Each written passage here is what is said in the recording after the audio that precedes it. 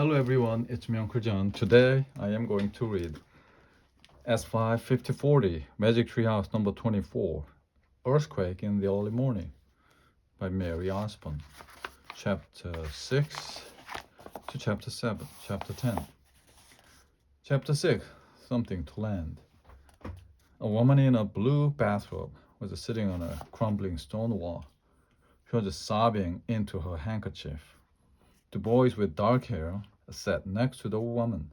The boys wore dusty, torn pajama. They were both barefoot. The younger one was watching the older boy write on a rectangular piece of wood with a chunk of coal. Annie pulled Jack over to the family. "Hi, I'm Annie," she said. The two boys looked up. "I am Peter," said the youngest. "He's my brother Andrew, and she's our Aunt Mary." He pointed to his brother, then to the woman as he spoke. Aunt Mary tried to smile through her tears. "Forgive me," she said. "I'm a bit shaken up." "We are too," said Annie sympathetically. "The house caught fire," Peter said. "We escaped," said Andrew, "but we lost most of our things." "We have lost our shoes," said Peter. Jack and Annie looked at the boys' bare feet. They were cut and bleeding. "Hey, my boots are just like boys' boots," Annie said. "One of you can wear them." "Take mine too," said Jack. He and Annie started unlacing their boots. "We can't just take your boots," said Andrew. "Then we'll lend them to you," said Jack. He and Annie handed the boots to the two boys. Thank you," said Aunt Mary. She started crying again. The two boys put their new boots on. Then Peter whispered something to Andrew. Andrew held out the piece of wood to Jack and Annie. "Here's something we can lend you," he said. Jack and Annie read a poem the brothers had written on the piece of wood. "There is no water and still less soap. We have no city, but lots of hope." "Thanks," said Annie. "It's a great gift," said Jack. "We needed some hope." "It's the only thing we can lend you," said Andrew. "Lend?" said Annie. She looked at Jack. "Oh, wow! They just gave us the special writing, something to lend." Jack smiled. They could go home now. "You should go to Golden Gate Park. That's what a reporter told us," he said to the boys and their aunt. "Is that where you're going?" asked Aunt Mary. She had stopped crying at last and looked stronger. "We have to go home to our parents," said Annie. "Will you be safe?" asked the aunt. "Yes, once we are home, we'll be safe," said Jack. "Thanks for lending us your boots," said Peter. "You're good friends." "You are good friends," said Annie. "You have helped us more than you know," said Jack. "Be careful," said Aunt Mary. "We will," said Jack and Annie. They waved as the new friends headed off to the park. Jack sighed. "Ready?" he said. "Yeah," said Annie. "I guess we just go back the way we came." Jack looked down the street. Smoke billowed up from the bottom of the hill. "That might not be as easy as it sounds," he said. Chapter 7 Dynamite. "We better be careful," said Annie. They stepped in their sock feet over the broken cobblestones, trying not to cut themselves. They headed down the hillside. On their way, they passed policemen carrying stretchers with injured people on them. They passed the soldiers directing all those trying to escape the fire. One man was trying to push a piano down the street. Another man was wearing a bunch of hats, all piled on top of one another. A woman carried her three little dogs in a bag. "Everyone is trying to save what's important to them," said Annie. "Like the librarian," said Jack. "And us, we're trying to save this sign." He clutched a piece of wood. When they were halfway down the hill, a soldier on a horse galloped in front of them. "Get off the street, we're setting off dynamite," he shouted. "Dynamite?" said Jack. "Yikes," said Annie. People started running in all directions. Jack and Annie looked around wildly for a safe place to go. Jack saw an alley. "There," he said. He ran into the alley and crouched on the ground. Jack reached into his bag for their research book. He looked in the index for the word dynamite. He found it. Then he turned to the right page number and read. After the fire started, the mayor had an idea. He thought that if some buildings were destroyed, the sparks wouldn't fly from one wooden roof to the next. He ordered some buildings to be blown up by dynamite. His plan did not work. The firestorm raged from building to building, from street to street. Firestorm? Jack thought. The word sounded terrible. Just as he put the book away, a huge blast of dynamite shook the ground. Dust and dirt flew everywhere, even down the alley. Jack clutched the sign with one hand. He covered his eyes with the other. Annie did the same. Another huge blast rocked the ground. Jack tasted grit in his mouth. He looked at Annie. She was caked with dust from head to toe. He looked down at himself. He was just as dirty as she was. Hey, would you look at those two? Someone said. Now that's a story. Jack looked up. Betty, the newspaper reporter, and Fred, the photographer, was standing in front of them. Even though they were also covered with dirt, Fred was just setting up his camera, and Betty was taking notes in her notebook. Hold up your signs, Sonny, said Betty. Too stunned to say anything, Jack held up the sign with the poem about hope. Fred took a picture. Another dynamite blast shook the ground. Come with us. We're headed for the park, said Betty. We can. We're on our way home to our parents, said Annie. Well, get going. And be careful, said Betty. Let's beat it, Fred. The photographer grabbed his camera equipment and the two of them rushed off. I don't think Betty and Fred recognize us. I don't recognize us, said Jack.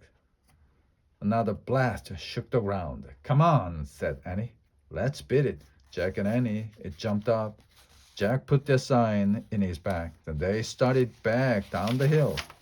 Chapter 8. Good luck, San Francisco. Jack and Annie ran over the cobblestones. Dynamite blast echoed behind them. They headed back down the hill. Flames shot across the roofs, traveling from one house to another. We're heading right into the firestorm. Jack shouted over the noise. We have to keep going. Annie shouted back. Before the treehouse catches fire, at the bottom of the hill, thick smoke was rolling through the street. It made Jack's eyes burn. Where is the treehouse? He shouted. Here, said Annie. Jack followed her voice. She was holding on to the rope ladder. It's still here, Jack said, with relief. Of course, the treehouse wouldn't leave without us, said Annie. Don't you? Go, go, said Jack. Annie started up the rope ladder. Jack followed. They climbed into the treehouse and looked out the window. All around, buildings were going up in flames. Black smoke seemed to be smothering the city. Jack could scarcely breathe.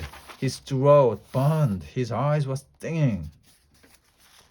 Annie grabbed the Pennsylvania book. She opened it to the picture of a Frog Creek wood and pointed. I wish we could go there, she said. Good luck, San Francisco. Goodbye, San Francisco, said Jack. The wind started to blow. The treehouse started to spin.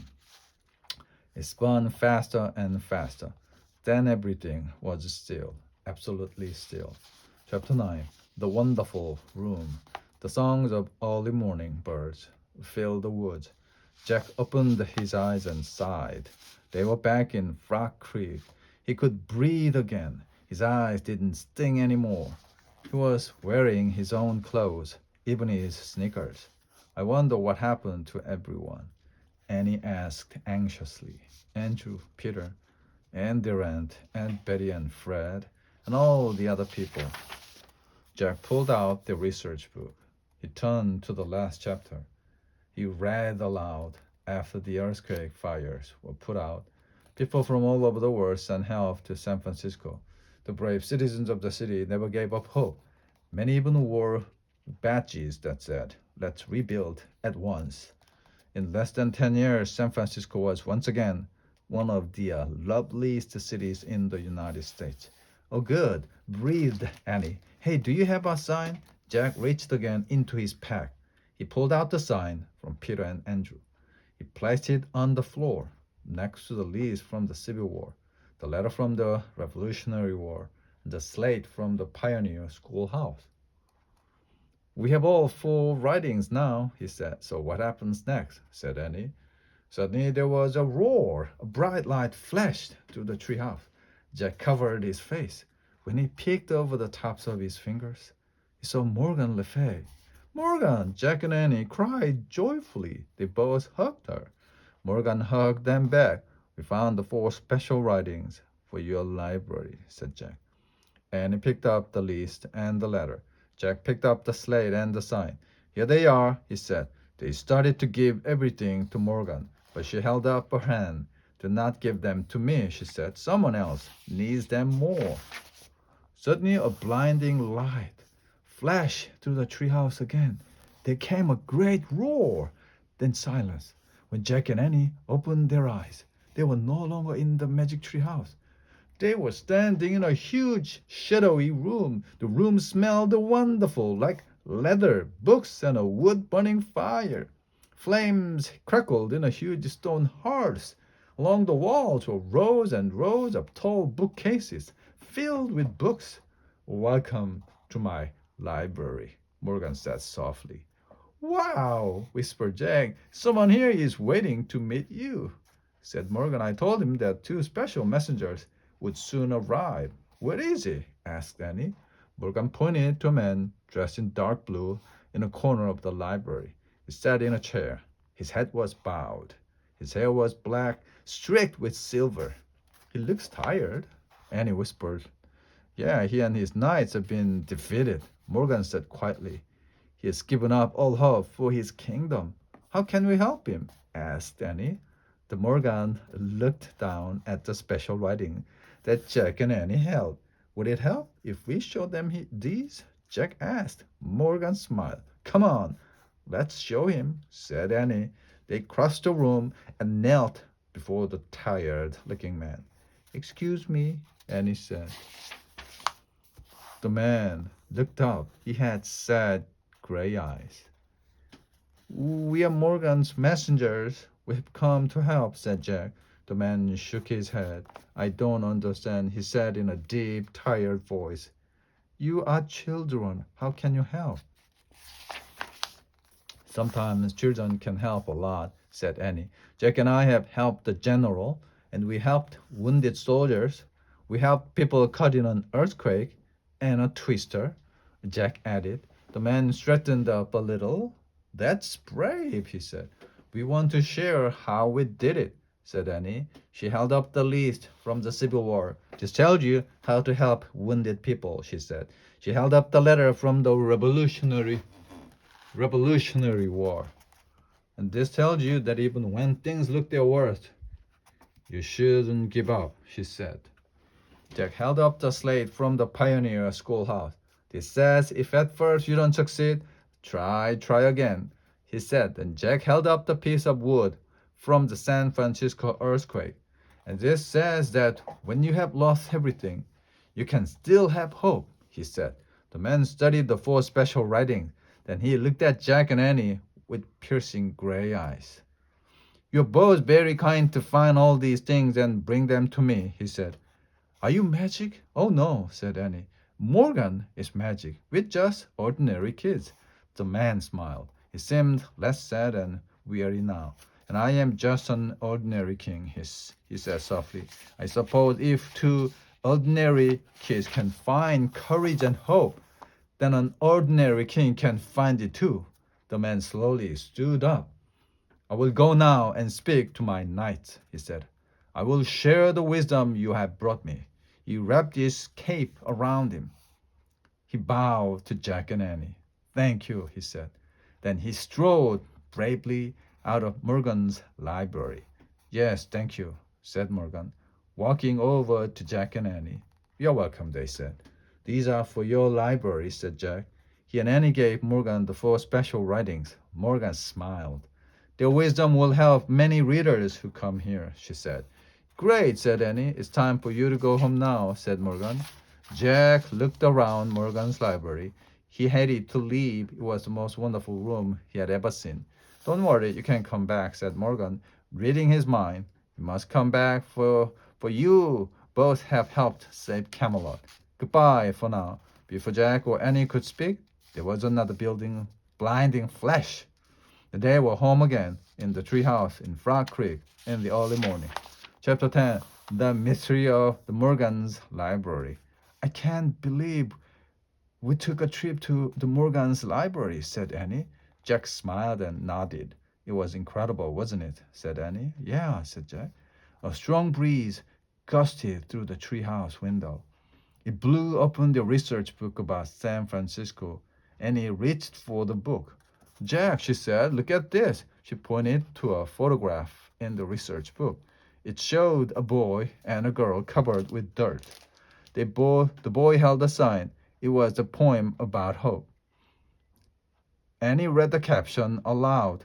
After the earthquake, while fires raged through the city, two brave children tried to give hope to others. There's no water and still less hope. We have no city but lots of hope. Annie laughed.